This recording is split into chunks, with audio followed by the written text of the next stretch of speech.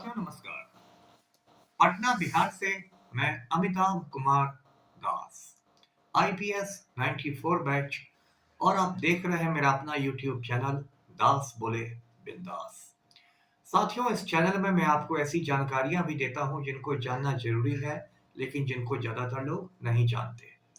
आज मैं आपको उस शख्स की कहानी सुना रहा हूं जिसने बिहार को एक अलग राज्य के रूप में पहचान दिलाई। उस महापुरुष का नाम है सच्चिदानंद सिन्हा। ये बहुत रोचक और ज्ञानवर्धक वीडियो है, इसे आखिर तक दिल थाम कर देखिए। साथियों, सच्चिदानंद सिन्हा का जन्म शाहाबाद जिले में हुआ था। आप जानते हैं कि बिहार में गंगा नदी और सोन नदी के बीच के इलाके को शाहाबाद कहते हैं। अब तो शाहाबाद के टुकड़े हो गए हैं, 4 जिले वहां बन गए हैं वो इलाका, लेकिन अभी भी शाहाबाद ही कहलाता है।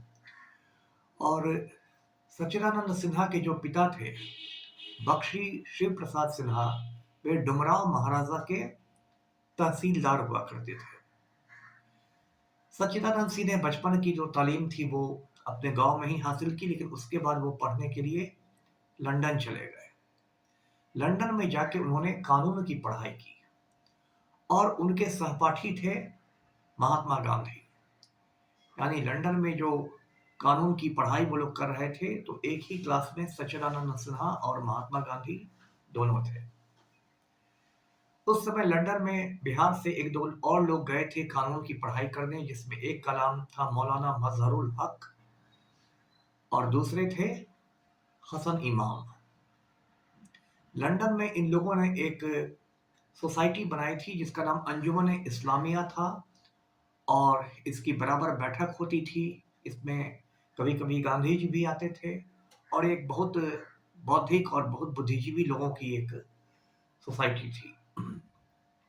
कानून की पढ़ाई करने के बाद सच्चिदानंद सिन्हा हिंदुस्तान वापस लौट गए और उन्होंने कलकत्ता हाई कोर्ट में वकालत की प्रैक्टिस शुरू कर दी। इसके बाद वो इलाहाबाद आ गए और इलाहाबाद में 10 बरस तक उन्होंने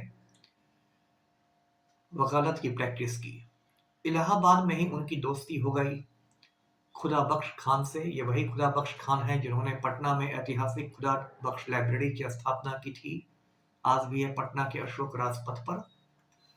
और जब खुदा बख्श खान हैदराबाद चले गए निजाम के कोर्ट में जस्टिस बनकर, तो उन्होंने पटना के खुदा बख्श लाइब्रेरी की एक तरह से सारी जिम्मेदारी सच्चिदानंद सिन्हा को सौंप दी।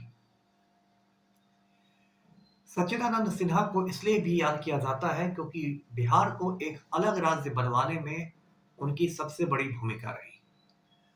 साथियों, आप जानते हैं कि ऐसे तो बिहार का इतिहास बहुत गौरवशाली रहा है।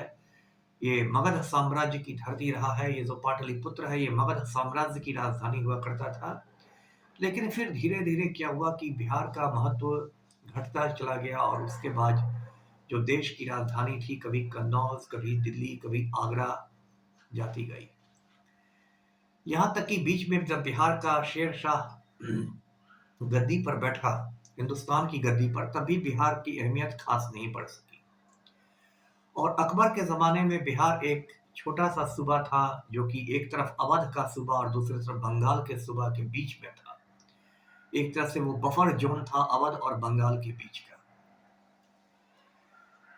और बंगाल के सूबा का हिस्सा होने की वजह से धीरे धीरे बिहार की पहचान बिल्कुल खत्म होने लगी थी। इस बात को सच्चिदानंद सिन्हा ने लंदन में ही महसूस किया, जब अंग्रेज उनसे मिलते थे और सच्चिदानंद सिन्हा कहते थे कि मैं बिहारी हूँ, तो अंग्रेज समझते ही नहीं थे कि बिहारी क्या होता है, बिहार क्या होता है। वो लोग बंगाल सूबा का बस नाम जानते थे। एक बार सच्चिदानंद सिन्हा अपने घर आए तो बक्सर रेलवे स्टेशन पर उन्होंने देखा कि सिपाही लोग घूम रहे हैं, पुलिस वाले, और सबके बैज पर, सबके कंधे पर बंगाल पुलिस लिखा हुआ है।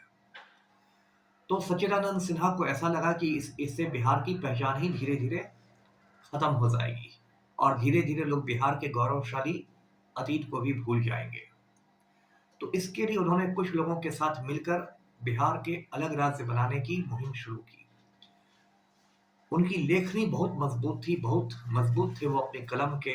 लंदन से पढ़कर लौटे थे, तो उन्होंने सोचा कि पत्रकारिता को भी अपना एक जरिया बनाया जाए। उस समय बिहार में सिर्फ एक अखबार निकलता था, उसका नाम था द बिहार हेराल्ड। जिसके संपादक गुरु सहाय सेन हुआ करते थे। तो सच्चिदानंद सिन्हा ने एक अखबार निकालना शुरू किया, द बिहार टाइम्स। आगे चलकर उस अखबार का नाम द बिहारी कर दिया गया। इसमें सच्चिदानंद सिन्हा की बहुत मदद की महेश नारायण नाम के एक व्यक्ति ने, और दोनों मिलकर ये अखबार निकाला करते थे। इन लोगों ने उस जमाने के डिप्टी गवर्नर जो थे चार्ल्स डेलबियर, उनसे मुलाकात की 1894 में। उन्हें भी एक ज्ञापन दिया कि बिहार को एक अलग सूबा के रूप में गठित किया जाए। तो इस तरह से ये जो लड़ाई थी ये बढ़ती चली गई बिहार को अलग राज्य बनाने की। इसके थोड़ा पहले 150 साल पहले एक बड़ी बात ये हुई थी कि जब बक्सर की लड़ाई में अंग्रेजों की जीत हुई थी, तो उसके बाद इलाहाबाद की संधि हुई थी 1765 में, 1765 में। इलाहाबाद की संधि में क्या किया गया था कि बंगाल का सूबा तो बढ़ गया था, लेकिन बिहार का जो इलाका था उसके जो दीवानी अधिकार थे वो अंग्रेजों को मिल गए थे, ईस्ट इंडिया कंपनी को मिल गए थे। दीवानी अधिकार का यह मतलब हुआ कि आपको राजस्व वसूलने का जो अधिकार होता है, जो मालगुजारी लेने का अधिकार होता है, जमीन पर लगान वसूलने का अधिकार, उसे दीवानी अधिकार कहते हैं। वो ईस्ट इंडिया कंपनी को चले गए थे। तो बिहार बंगाल सूबा का हिस्सा रह गया था, लेकिन बिहार की एक अलग पहचान हो गई थी दीवानी मामलों में। तो इससे सच्चिदानंद सिंह की जो मुहिम थी उसको कुछ बल मिल गया था, क्योंकि दीवानी मामलों में बिहार की पहले से अलग पहचान थी। सच्चिदानंद सिन्हा की जो मुहिम थी ये धीरे धीरे रंग लाई, और अंत में 22 मार्च 1912 को बंगाल से अलग करके बिहार और उड़ीसा का एक अलग प्रांत बनाया गया, जिसकी राजधानी पटना बनाई गई। बाद में तो फिर उड़ीसा भी बिहार से अलग हो गया, और फिर तो कुछ साल पहले झारखंड भी बिहार से अलग हो गया। लेकिन बिहार को एक सूबे के रूप में सच्चिदानंद सिन्हा ने पहचान दिलाई। इसके लिए उन्हें आधुनिक बिहार का निर्माता भी कहा जाता है। सच्चिदानंद सिन्हा जो थे वो पढ़ने लिखने के बहुत शौकीन थे, किताबों से उन्हें बहुत प्रेम था, और उनकी निजी लाइब्रेरी में 1.5 लाख से भी ज्यादा किताबें थी।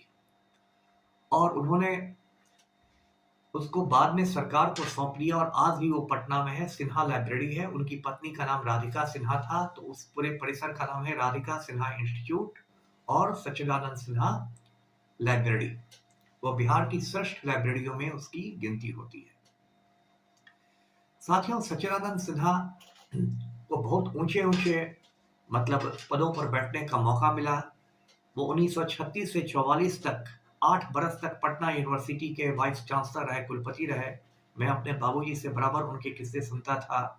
बाबूजी उन दिनों पटना कॉलेज में पढ़ते थे, जैक्सन हॉस्टल में रहते थे, और जो व्हीलर सीनेट हॉल है उसमें पटना यूनिवर्सिटी के कार्यक्रम होते थे, और उसमें सर सच्चिदानंद सिन्हा आते थे, और उनकी बड़ी घनी घनी मूछें थी सिन्हा साहब की। उस पर वो ताव देकर बहुत फख्र के साथ खुद को पटना यूनिवर्सिटी का वाइस चांसलर बतलाते थे, और उसमें पटना यूनिवर्सिटी का बहुत ज्यादा रुतबा भी था।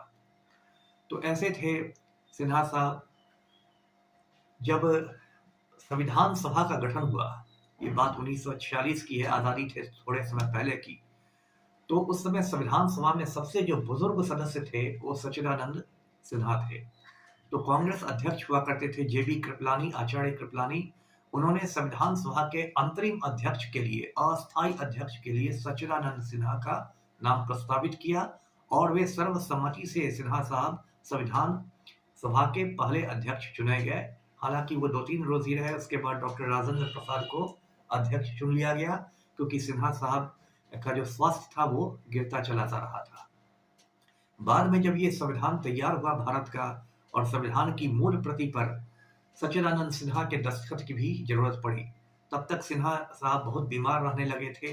वो पटना से दिल्ली जा नहीं सकते थे, तो डॉक्टर राजेंद्र प्रसाद विशेष विमान से पटना आए दिल्ली से, भारत के संविधान की मूल प्रति लेकर, और उस पर सच्चिदानंद सिन्हा ने अपने दस्तखत किए।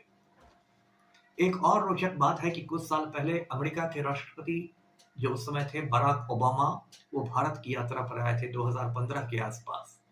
तो बराक ओबामा को एक टेलीग्राम की कॉपी भेंट में दी गई। आप जानते हैं पहले के जमाने में टेलीग्राम होता था, हिंदी में जिसे तार कहते थे। वो टेलीग्राम क्या था?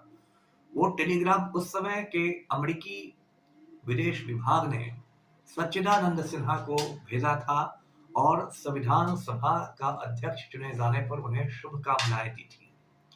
वो अमेरिका से भारत आने वाला पहला टेलीग्राम था जिसकी कॉपी बराक ओबामा को उपहार में दी गई।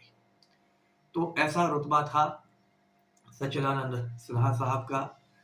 साथियों, आज का जो बिहार है, कहने में बहुत दुख होता है, लेकिन वो घोटालों की भूमि बन चुका है, माफियाओं का अखाड़ा बन चुका है। बिहार के बाहर भी जो बिहार की छवि है बहुत ही नकारात्मक है, बहुत ही नेगेटिव छवि है। बिहार का नाम सुन के ही लोग नाक भौं सिकोड़ने लगते हैं। और यदि कहीं सच्चिदानंद सिन्हा की आत्मा होगी तो उस आत्मा को बहुत कष्ट भी हो रहा होगा बिहार की हालत देखकर। बिहार की जो नई पीढ़ी है, युवा पीढ़ी है, वो भी सच्चिदानंद सिन्हा का नाम लगभग भूल चुकी है। बिहार में अब बस अनंत सिंह, आनंद मोहन, सुनील पांडे, खान ब्रदर्स ऐसे ही गुंडे मवालियों की चर्चा होती रहती है।